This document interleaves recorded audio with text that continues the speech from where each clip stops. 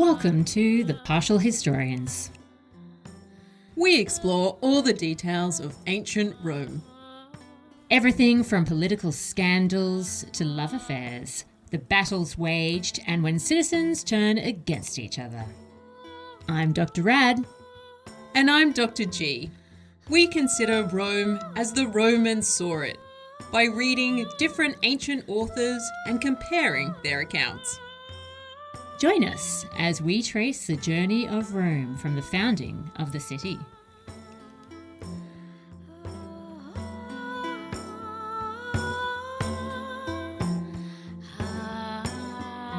Hello and welcome to a brand new episode of The Partial Historians. I am Dr. G. And I am Dr. Rad. Woohoo! Yeah. Together at last across the waves of the internet. Excellent. Well, Dr. G, here we are chatting about the history of Rome from the founding of the city. It's been a bit of a weird moment, I think, lately, because we've just been speeding through, in a way that we never have really before. It's crazy. The years are whizzing by. Our sources are crumbling around us. They are. This is the sort of thing that makes ancient historians concerned and also avoid writing scholarship on, because they're like, I don't know what to say. It's just cracks and no evidence.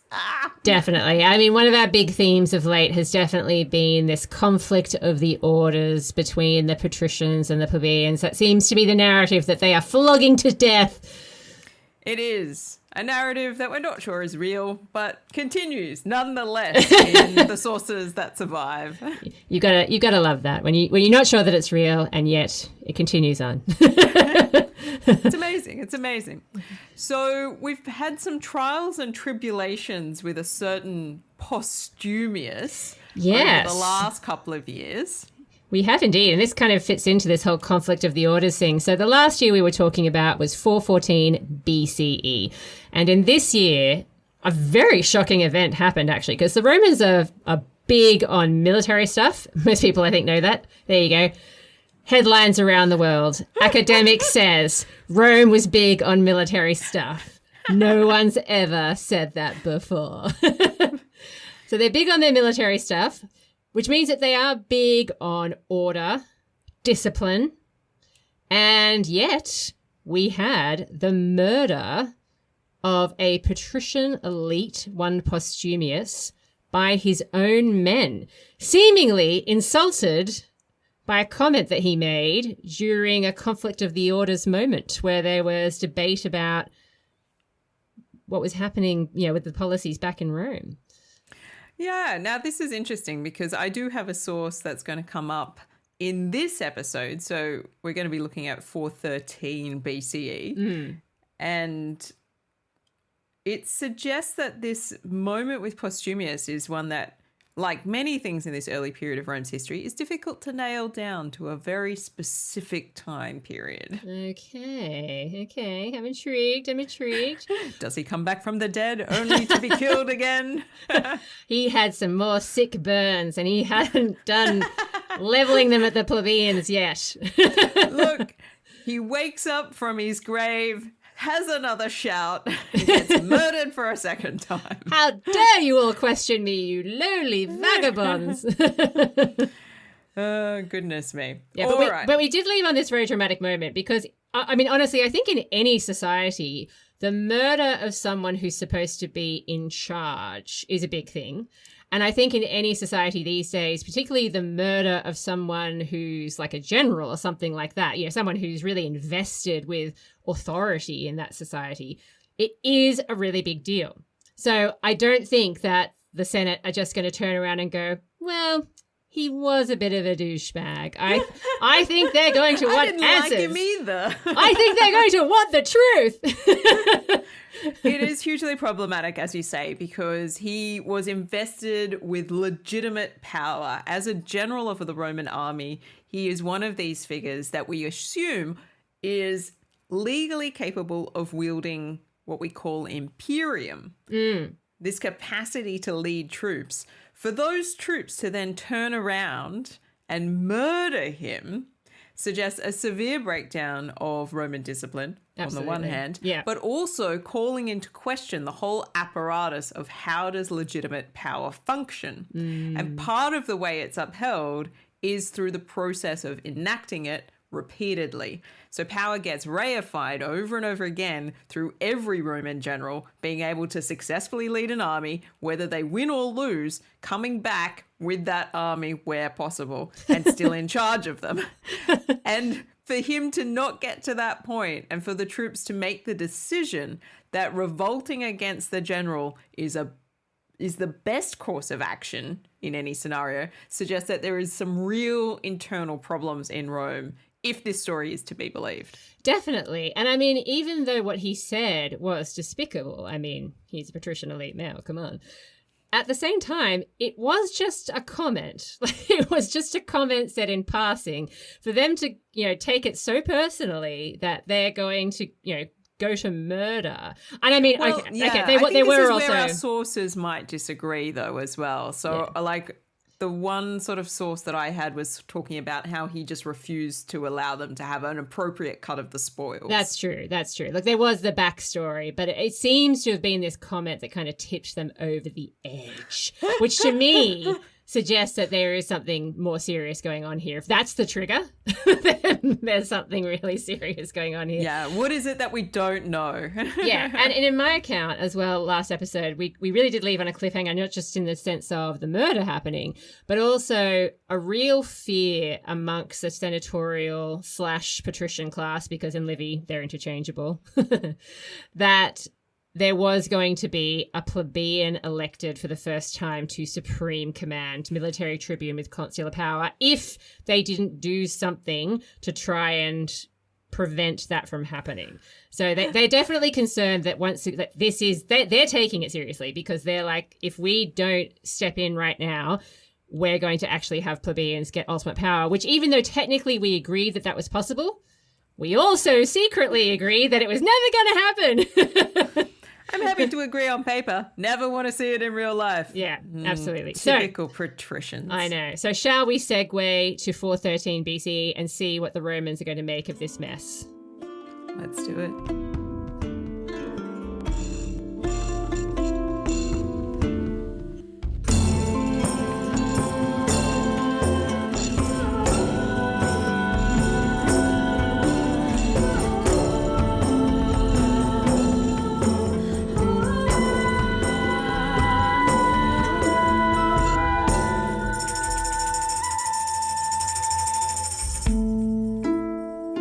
It's 413 BCE in ancient Rome. Oh. And I know we're not having military tribunes with consular power this time, because it would be too much of a risk. A plebeian might get in. So, Dr. G, tell me, who are the consuls for this year? First off, we have Aulus or Marcus. We're not sure about his praenomen. Cornelius Cossus. A name we know well. Yeah, but from a branch of the family that has been in power before, certainly. But we're not sure that this guy has necessarily had the top job before. No. I mean, he's not the famous Cossus that was very involved in the conflicts that we were talking about in the 430s and the 420s. But presumably related to him. Presumably. And we also have Lucius Furius Mendulinus. Furii. Now, this is a guy that you want to remember. Okay. He is going to go on to have a very illustrious career. You didn't even need to tell me that, Dr. G. All you need to say is the word Furii, and I know it's going to be on fire. That family, they can do no wrong. I also have listed an interrex for this year. Yes. A certain Quintus Fabius Vibulanus, who, you may recall, or not, because all Roman names start to sound the same after a while, was previously consul in 423 and was also a military tribune with consular power in 416, and no less than the very previous year, 414.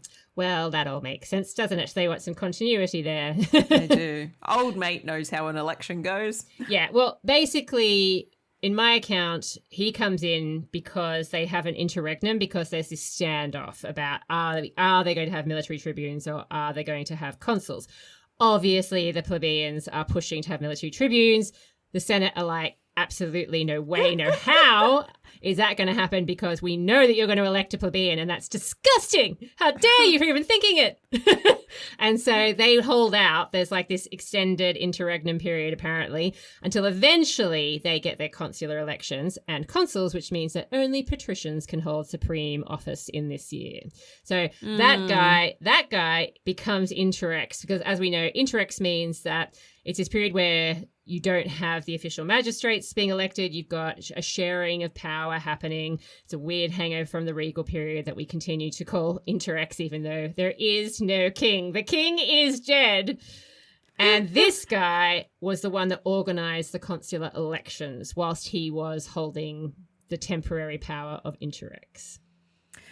Yeah, and I'm sure he does an excellent job. I don't have any real lengthy analytic source to rely on for this year.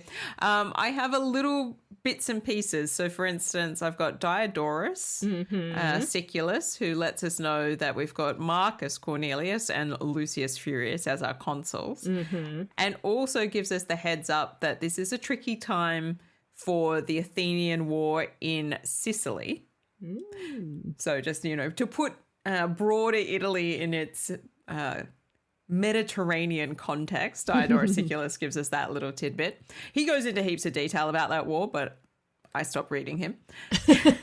We don't need to know about the Peloponnesian stuff. This is not a history of Greece from the founding of the Greekness. Absolutely not. Oh, that'll be another podcast. Perish the thought. Await our spin-off series. That's right, yeah. When we're done talking about the history of Rome, because we're going to be done so soon, obviously. That's right. We're preparing our head for our next series. Yeah.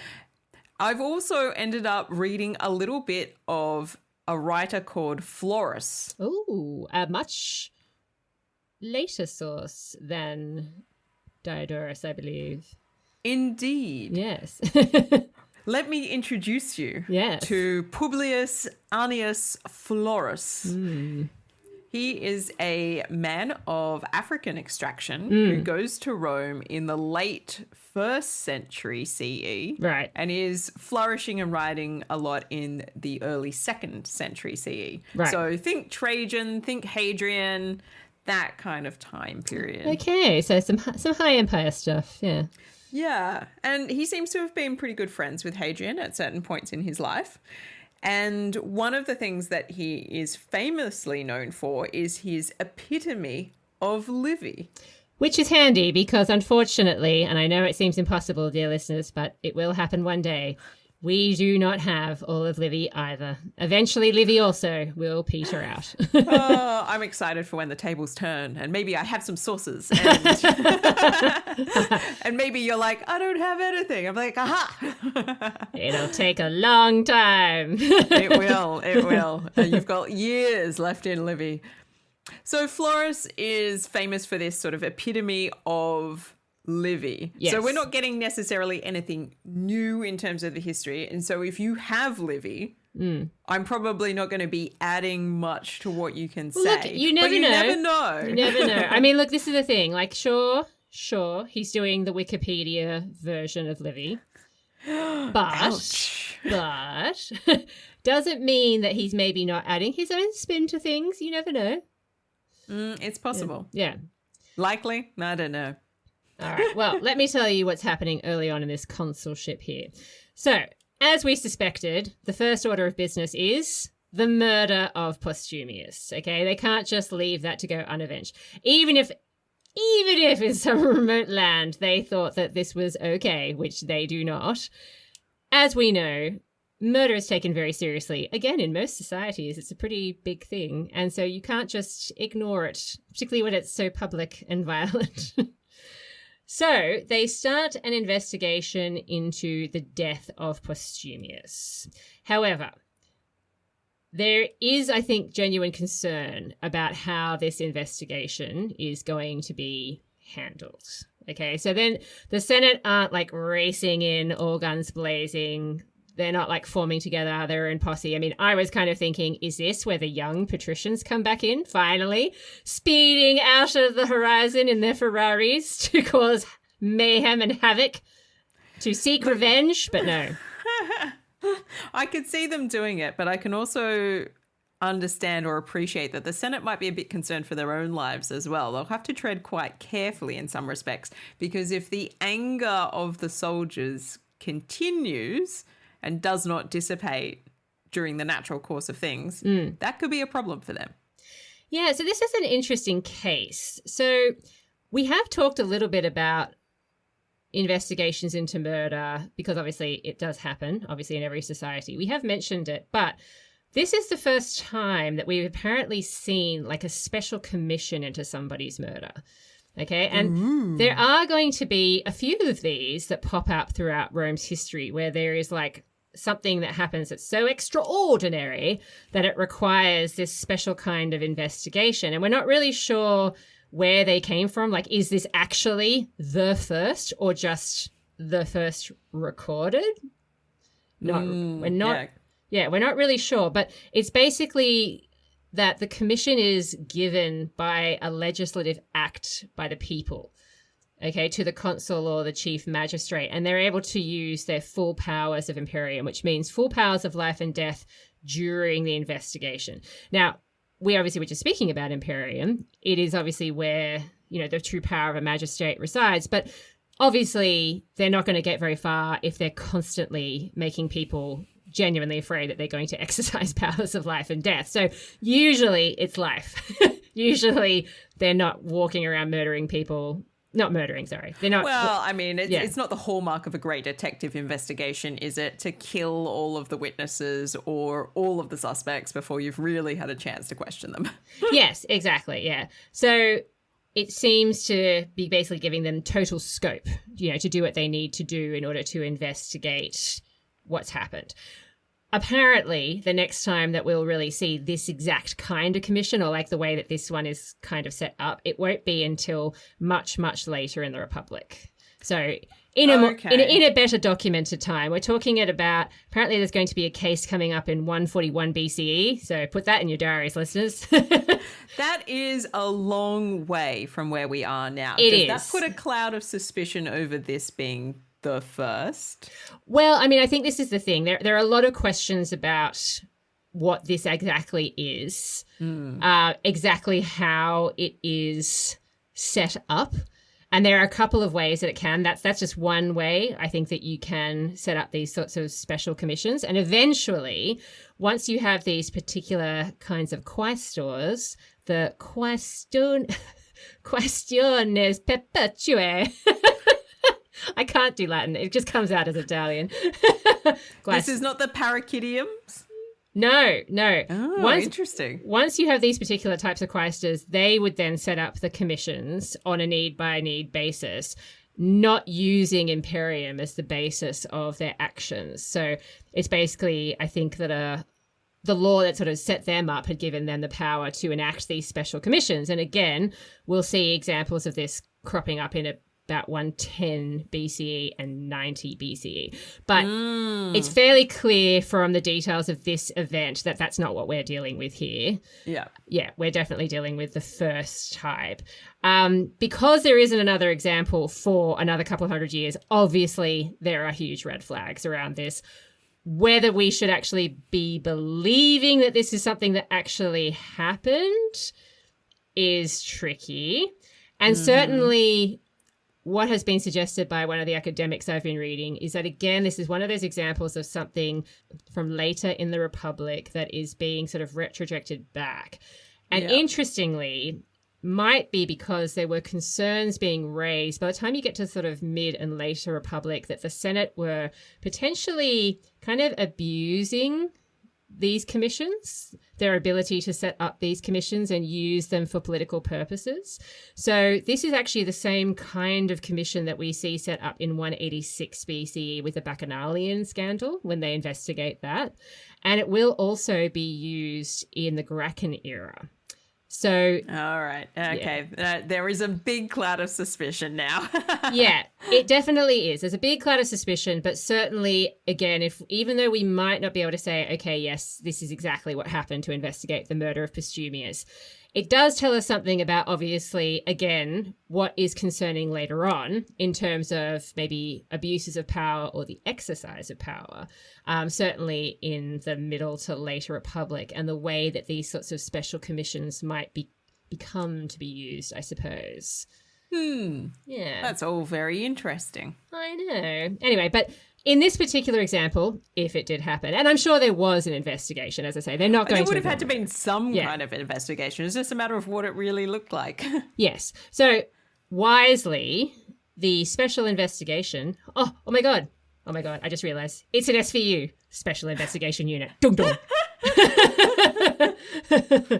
So, in our Special Investigation Unit, Ancient Rome, they don't get too vindictive. They only select out, like sort of the minimum amount of people, like the ringleaders, I would presume, who are most involved in, I guess, leading the charge against Postumius when he was murdered in a mob scenario. And even the ones that are chosen for punishment, it seems that most of them are allowed to commit suicide rather than the state being the ones to enact that punishment, which by Roman standards... That's actually very generous by Roman standards. It really is, because this is the whole thing. Obviously, suicide can be a very troubling issue. It is a very troubling issue, but by Roman standards, they have a slightly different way of looking at it to the way that we do. It is a way that you can restore some honor, and also potentially, I mean, we don't really know what the deal is with property laws, obviously, in this time, but it is potentially a way of also protecting property and that sort of thing, depending on what kind of crimes you're being charged with. So, yeah, it is very generous for them to allow this to happen, even though it sounds awful, obviously. Yes, very intriguing. Yeah, I'm not really quite sure what to make of any of this. I don't have any questions so far, just curiosity. Well, does Livy offer more detail than this? Oh, yes. So obviously you'd think, okay, moderate investigation, not an abuse of power, fairly generous penalties, even though obviously it's still death, but at the same time, limited in scope and method, I suppose. And yet, Dr. G, it just goes to show, you give and you give and you give. And still, the plebeians are unhappy with the situation in Rome. Still, they dare to have questions about their lives. Still, they give the patricians problems. How is this possible, Dr. G? It just goes to show that the patricians are in the right at all times. Oh, yeah, they've been super generous, They've been insulting the plebeians for centuries at this point. So whilst the consuls have been busy playing Agatha Christie with their special victims unit, the plebeians point out, you know what? It's interesting that you've dealt with this murder so quickly, because I can't help but notice that it's been, a century since we asked you for meaningful change in this place, and yet nothing. Anybody? Agrarian Reform? Exactly. Anyone? It's amazing that the patricians can act so quickly when it is in their interests. They have questions. Look, that is questions. A very fair criticism. Now, Livy actually says this might have been the moment to appease the plebeians, calm the situation, by dividing up the territory that had been conquered at Bolais, and just, trying to put the matter to rest before anyone else gets murdered. But there's always a but, isn't there? Yeah. The patricians don't roll that way, as we know. They were not clever enough to make this move at this point in time, which means that the plebeians are still hungry for an agrarian law. Yeah. Specifically, they're obviously keen at the moment, at this point in our narrative, for an agrarian law that would, and I quote, expel the patricians from their wrongful occupation of the public domain. Yeah, look, this is the same claim they have been making for the last 50 odd years. They want the ager publicus, the common land, to be redistributed out because it's currently being squatted on by patricians. Yeah, and as we've highlighted a number of times, this seems highly anachronistic and unlikely because we're probably living in a time of warlords where everyone's just kind of squatting on land because that's just kind of public land. Yeah, that's just what warlords do. There probably isn't really public land. It's probably just land that's occupied by clans and their dependents and they hold it. Like, that's probably what's going on here. So this is all very Gracken late republic again. It's trending. Hashtag trending. So instead, the plebeians are left sulking, feeling very much like they were being hard done by, that the patricians were unfairly occupying public lands and holding them off it using force. The patricians would not even consider giving any of the most recently captured territory to the plebeians. I mean, concede nothing. Yeah, it's just like it's always been. The rich get richer and they're left with nothing. Yeah. I have some thoughts about that, but I will keep them to myself. Yeah. Well, it's around this time that we have some military action happening externally. So the Volscians start attacking the borderlands of the Hernicians. Oh, very interesting. Okay, before we get too far into that, let me give you what Florus gives us, because Florus doesn't get into what might be happening on the military front. Okay. So this might round out the plebeian, patrician, agrarian issue. Okay. So Florus tells us that this period in Rome's history is considered a second age of the Roman people. Ooh, fancy. See, I told you he'd have his own little flourishes. Flourishing Florus. Yeah, it's beautiful.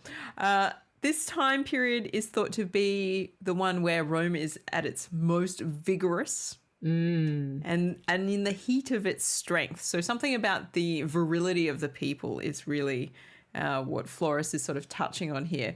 And he sees this action against Postumius as being part of a broader set of actions that the plebeians are taking against the patricians in this roundabout sort of 100 year period. Everything in this really early republic that we've dealt with kind of gets a mention in this passage. Okay.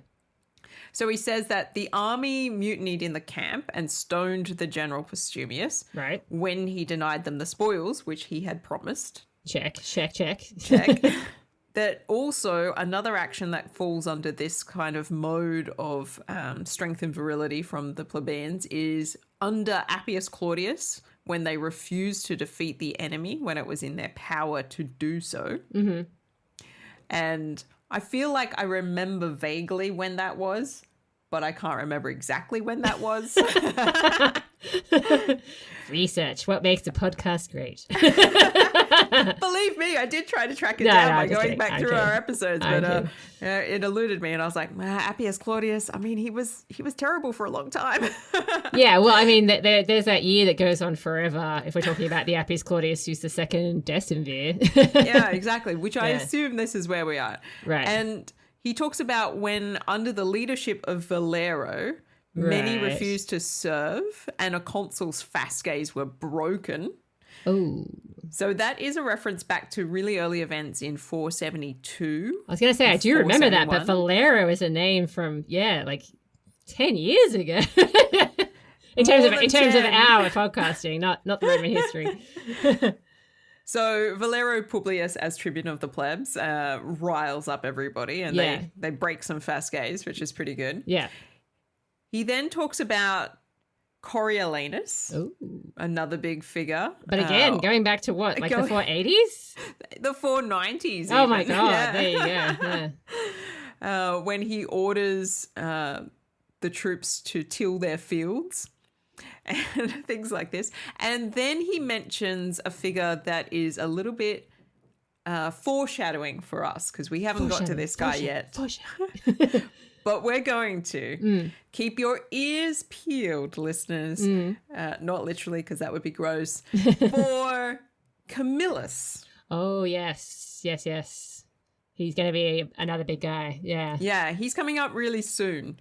So we're anticipating his eventual presence. But obviously there's an attachment there between what happens in Camillus's career and what is happening with the plebeian struggle. Indeed. So Florus bundles all of these kinds of moments together as letting us know that the plebeian struggle has been ongoing and continuing, and this murder of Postumius is one of these landmark events of civil disobedience, essentially, Indeed. against the ruling class.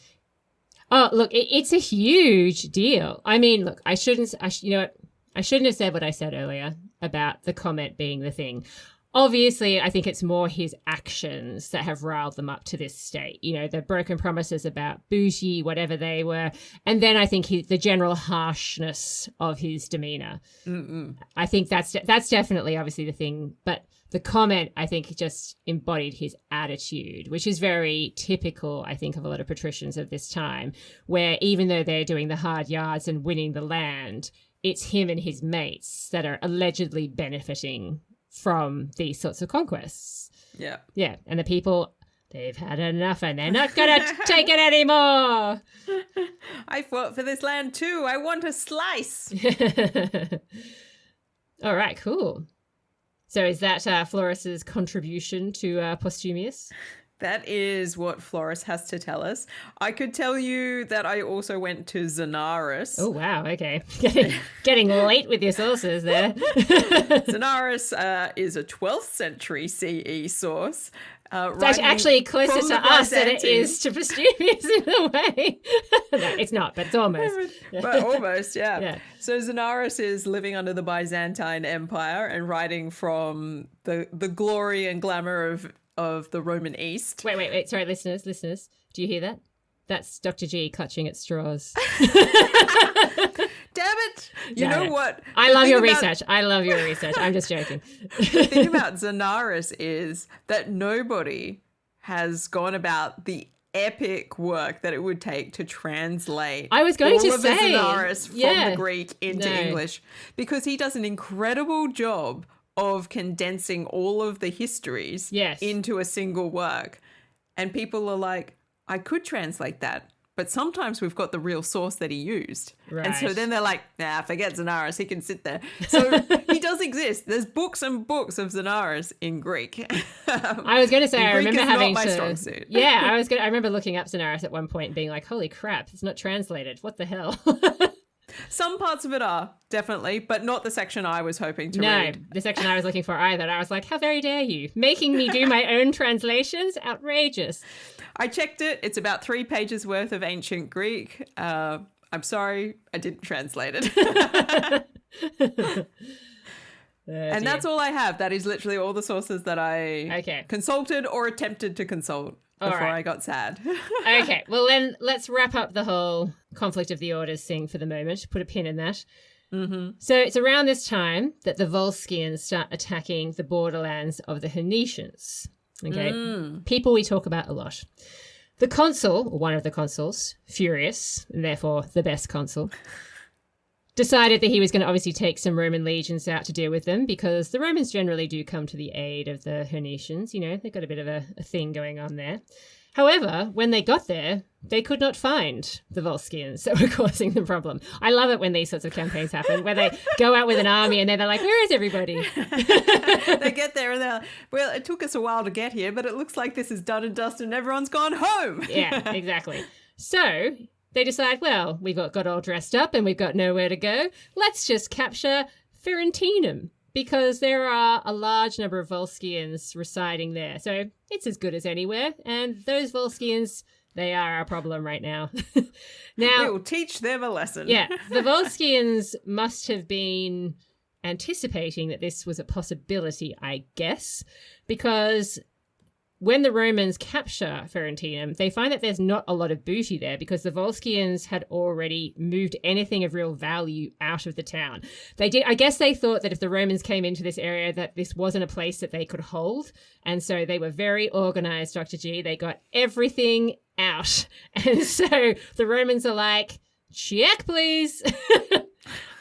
Is the bus still running? Because we're not hanging around here for this.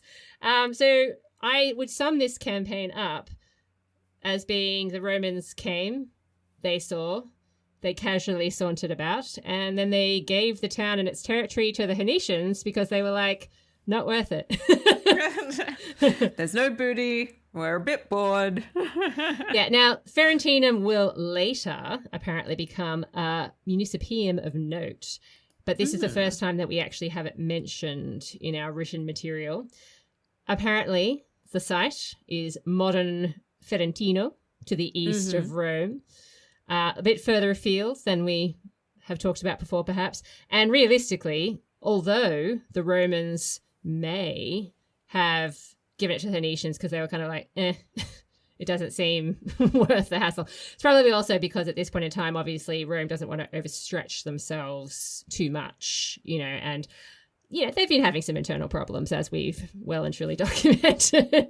Now, this kind of had me thinking a little bit about this whole scenario here. We obviously, in this past 100 years, we have talked a lot about various colonies being set up at this time. This is kind of how Rome expands, right? We see gradual little colonies, being set up all over the place. Sometimes they lose them again, but that's kind of their strategy. Ferentinum itself, it is obviously in this Hernician area, in Hernician territory, and therefore it was actually part of the Hernician Federation, not the Latin League. Now the Latin League is something we haven't mentioned in a while. This is a kind of loose confederation that exists at this point in time. I think it's basically that people who have a shared, I suppose, like linguistic and cultural and religious background have obviously agreed to extend rights to each other across various territories that share these things. So, for example, you can move to another place and it's not going to be a massive hassle. Trade is easier between these places. Marriage is easier between these places. This is something that was set up a really long time ago. Again, we keep going back to those 490s, Dr. G. This is when the Latin League was formed. Sort of came into existence. Yeah. And Rome is part of that league. Yeah. And is going to become increasingly separate from it over time. Yeah, exactly. They have this alliance with the various members of the Latin League, and it's going to be something that lasts into the next century that we're talking about. And it is probably what helps to safeguard this area of Latium against these very mysterious, shadowy people we keep talking about, the Aequians and the Volscians, who lie outside of this sort of territory, and we know bugger all about, quite frankly. Well, yeah, they lie outside of the territory, but we also think they're different linguistic groups as well. So that's part of that issue as well. It's not just their location geographically, it's also a sense that they're culturally different as well. Yes, absolutely. Now, it is also worth mentioning that lately, uncharacteristically, because for a while there was just nothing. It was a bit of a drought in terms of Romans making progress in terms of expanding their empire. You may have noticed we've been talking about some things being captured lately. It's been a bit of a feature, even though it's caused massive internal issues sometimes. And therefore, some people have suggested that we're actually entering into like a new policy era for ancient Rome, that they are indeed embarking upon a period of more aggressive expansion at this point in time. And this is not going to be the last time in the next few episodes, I think, that we're going to be talking about some areas being captured by the Romans. So, yeah, just something to keep an eye on, that potentially this is an era of evolution. And even though it's not always, it's not always progress. Sometimes it's, 2 steps forward, 1 step back. But they're trying out some different locations, seeing if they can hold them. And sometimes they can, sometimes they can't. Yeah. And it's obviously also producing a lot of tension between imperial command, so the deployment of Imperium and how it's being utilized, and the people who actually have to enact the violence of taking a place. Definitely. So it seems like there is maybe a tension that's not just about agrarian reform, but maybe a tension about, well, what does expansion look like and what does it even mean and why are we engaging in it? Yeah, and definitely we're also going to be heading into an era where I think we're going to see some slight changes to the way that the Romans managed their military forces, the way that they fund it, that kind of thing. So it's interesting that we might be entering into a new military phase for Rome, even though obviously because of the time period and the source material that we have, we can't be 100% sure of the details. But if we're looking at that broader picture of truth, because that's all we can really aim for, I think, at this point in time, certainly whatever's happening, it does seem to be that Rome is more outward looking again, after being very fixated on internal problems or whatever was happening in that previous period. Maybe we're starting to see an end to that really horrible period where it seems like actually in a broader sense, things were hard in this time period. Maybe things are starting to get a bit easier. It's a bit hard to say, but certainly potentially a bit of a new phase that we're entering here. And as I say, this is we're kind of just at the beginning of it, really. We're going to see definitely, I think, more coming out about this. Definitely. Ooh, watch this military space. Indeed. And that brings me to the end of 413 BCE, Dr. G. Oh boy.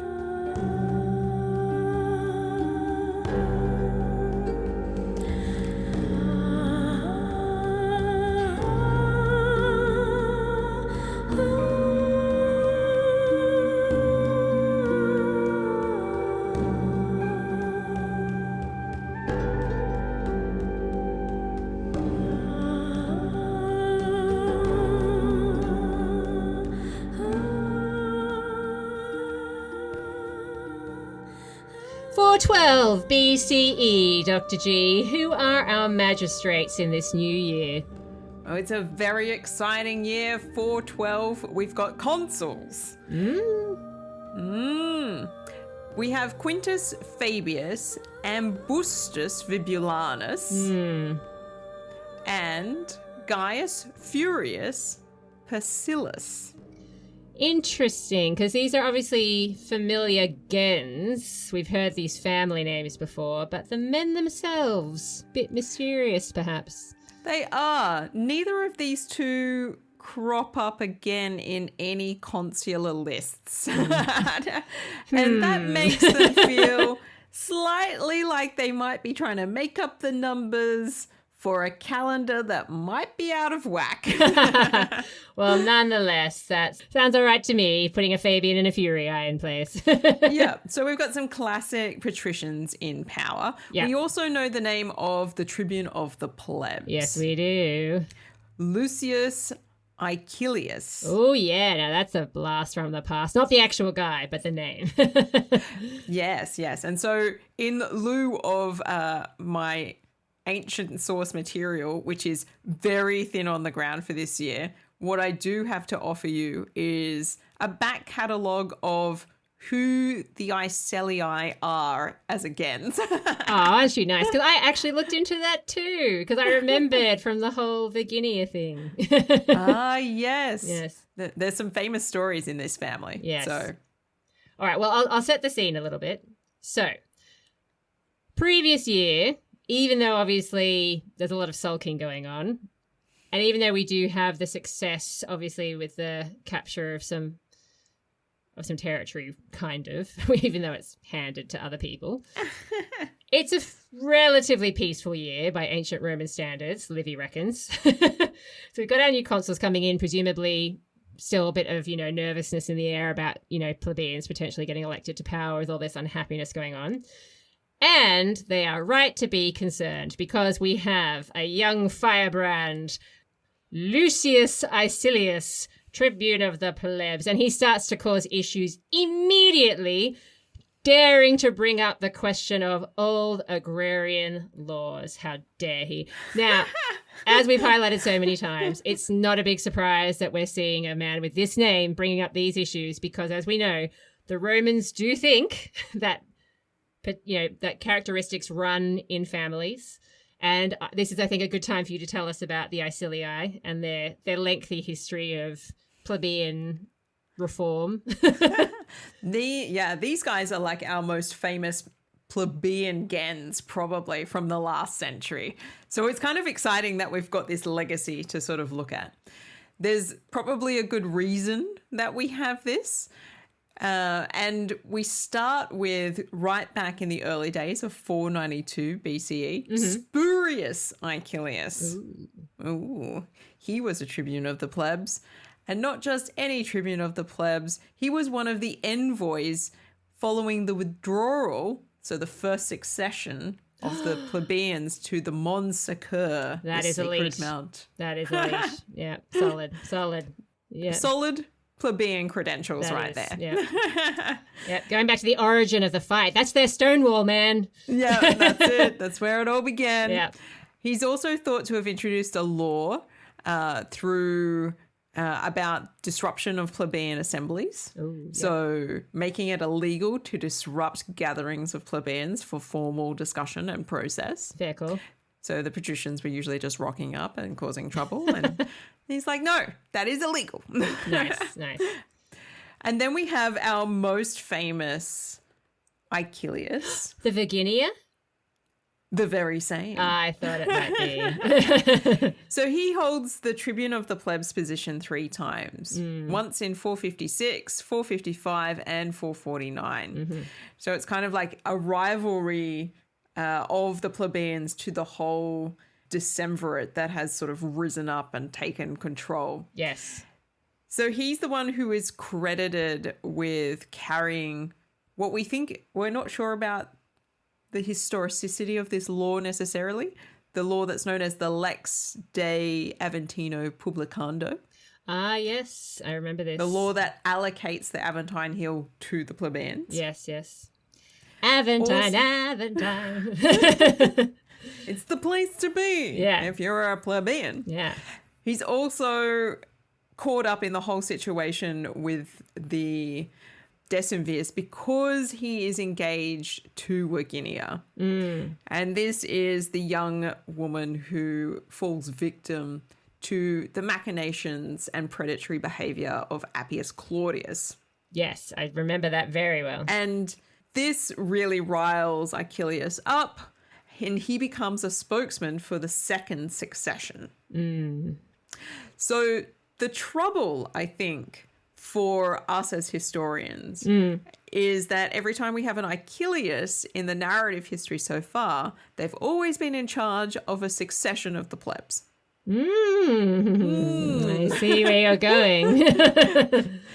And so as soon as you start to read into the start of 412 BCE, which is where we're at, the reader is primed through the sort of analytic history that sources like Livy and Dionysius have been providing to expect something big to happen coming from an Icilius. Something big's about to happen. Something big is about to happen. Are you ready to hear how he goes with this agrarian reform, Dr. G? Are you ready?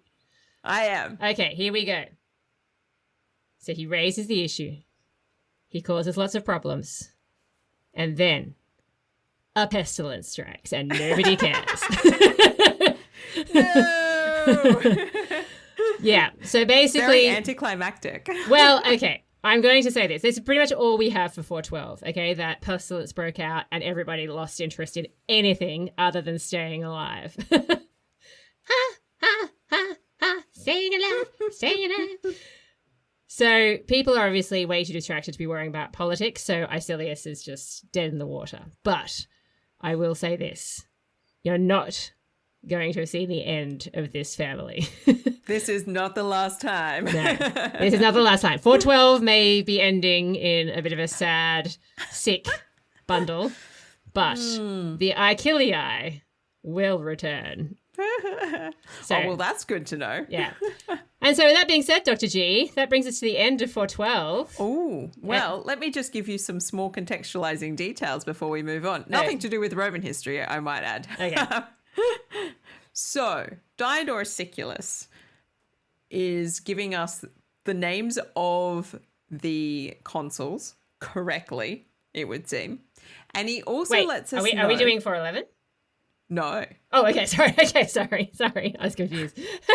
No, we're still in 412. Okay. Before we wrap up, 412. Yeah. He also mentions that in this year, the Carthaginians are launching a war also against Sicily. So the previous year we had the Athenians. Sicily is caught in the middle of some things right now. Yeah. The Carthaginians at this point in time are being led by a general called Hannibal. Ooh. Not the famous one. not the Hannibal. No. But a Hannibal. Yes. Because the Carthaginians often call their people Hannibal. Indeed. Again, another popular name. It's a very popular name for the Carthaginians. Yeah. So Sicily is in a really sort of difficult situation in this period. Yeah. So south of Italy, just off the mainland, it's a broiling hotbed of military action. Mm-hmm. It's happening outside of the Romans' domain. They might know about it through trade and various other disruptions. They're not involved in it, but it is an active military situation that is happening to the south. Okay.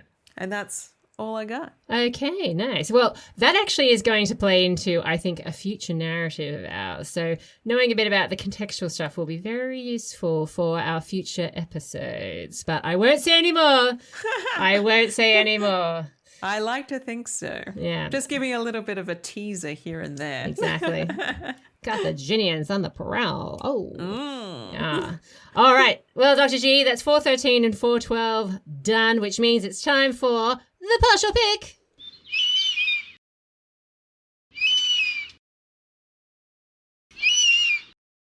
So, Dr. G, what is the partial pick all about? The partial pick is where we rate Rome according to its own standards. Now, this is unfortunate for Rome because Rome is still a baby right now and its own standards are pretty high for itself. But there is essentially 5 categories that we're going to measure Rome's progress and success by. And we're going to give them 10 gold eagles maximum in each of those categories. So it is possible, if Rome is at its flourishing best, to receive 50 golden eagles. All right, what's our first category? Military clout. Well, okay, we have something to work with here. We have got the capture of Ferentinum. They did just give it away, though. Well, yes, but it was theirs to give. I see. So, conquest without retention. I mean, it doesn't sound like the Roman way. I mean, nobody says that the Venetians lost it back. It's still kept. It's just kept by, like, a friend. It's like, can you hold my purse while I go to the bathroom? Oh, so sweet. Yeah. Yeah, look, I'm not very convinced. Look, they didn't get a lot of booty or anything. So, look, I think we should give them at least a 3. Yeah, that's fine. Okay, good. Acceptable. All right. Done. All right. Our second category is diplomacy. Are they good at negotiating? Well, okay, again, externally, no, because there's warfare. Although, I suppose there are the relations between the Venetians and the Romans. That's something. I suppose, yeah. They did give the Venetians a huge gift. Yeah. Take a town. Yeah, that's nice. Take this ghost town. It's got nothing in it. It's yours. Exactly. I mean, they basically like snatched it up, turned it upside down, shaken out all the contents and being like, yeah, there's nothing in there. Thrown the carton away and be like, here, take that. This is almost sounding like the infamous moment where I gave my brother a 5-cent piece for Christmas. Nice. But if we are going by internal diplomacy, I think there is some effort at internal diplomacy in the sense that the investigation into Postumius's death was sensitively handled. Yeah, very interesting. I'm not sure that I really quite buy that for this period of time. It seems very unlike the patricians. I say, again, once again in ancient Rome, there are so many red flags. We may as well be in communist China. But still. Yeah, I suppose if we read it at the face value and we don't have heaps of options because we don't have a lot of alternative evidence. I mean, look, we may not believe the investigation. We may not believe that Special Victim Unit existed back in this time. Maybe it was more of a crime scene investigation. Who knows? Maybe it was more... CSI, ancient Rome. Maybe it was more Hawaii Five-0. We will never know, Dr. G. But I think definitely we could potentially say that the death of Postumius was investigated sensitively. All right. Well, in that case, I'm willing to give them a 2. Okay. All right. Generous, as always. All right. What's our next category? Our next category is expansion. Well, yes. Not a great one. Again, I'd probably only give them maybe like a 2.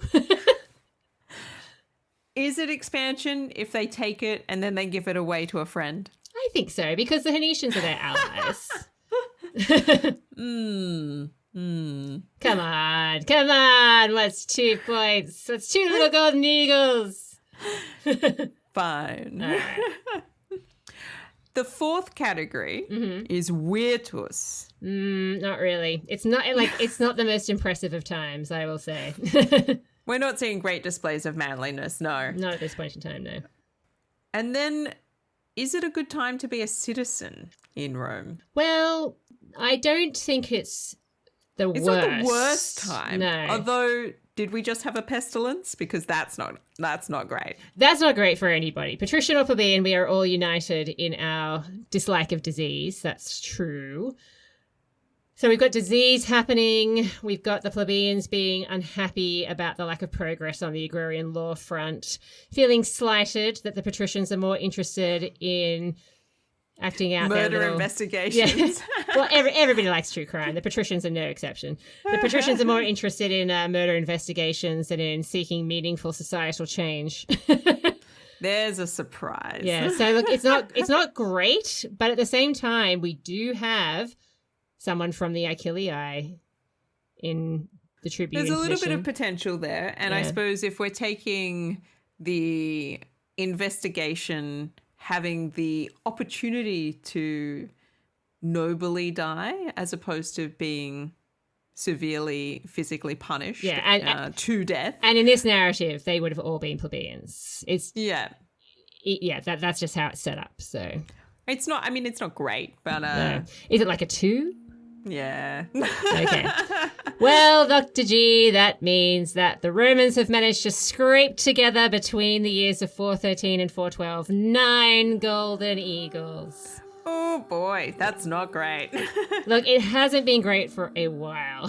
So 9 out of 50, not fantastic. But I definitely think we've got some very interesting times lying just around the corner.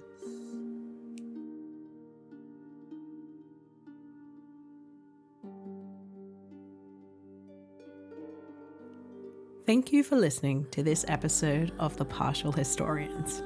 A huge thank you to our Patreon supporters for helping make this show spectacular. If you enjoy our show, there's a few ways to show your support. You can write a review wherever you listen in to help spread the word. Reviews really make our day and help new people find our podcast. Researching and producing a podcast takes time. If you're keen to chip in, you can buy us a coffee on Ko-Fi, or why not join our fantastic Patreons for early releases and exclusive content. You can find our show notes as well as links to our merch and where to buy our book, Rex, the 7 Kings of Rome, at partialhistorians.com. Until next time, we are yours in ancient Rome.